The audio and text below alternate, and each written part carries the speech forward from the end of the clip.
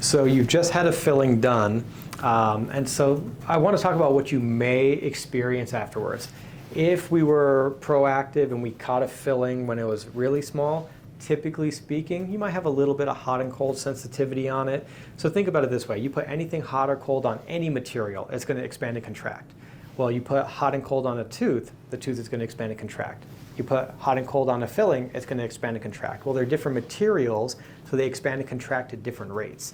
So the larger the filling, hot and cold will usually linger for longer. Smaller fillings, typically, you're maybe not going to feel it, or you might feel it just a little bit.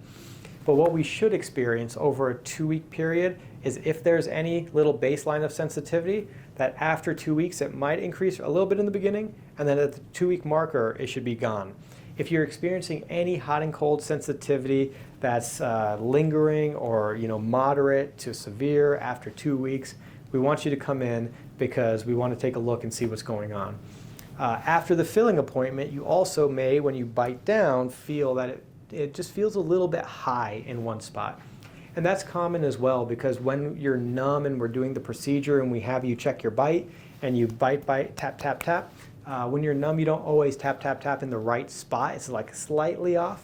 And so we adjust your bite, then all the numbing wears off and you bite down, or you have a meal and it settles in a little bit and it's just a little bit off.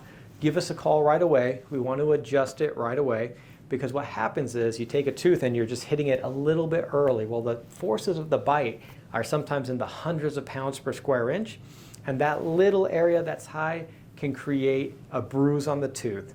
And then the bruise on the tooth can take weeks and weeks and weeks to heal. So if we can resolve things when it's easy, we're always here to make the adjustment for you. I'd rather you call us with a question and me tell you everything is fine, versus have you not ask us, tough it out, come back in a couple of months, and then have a bigger problem going on. I always like to resolve stuff when it's easy.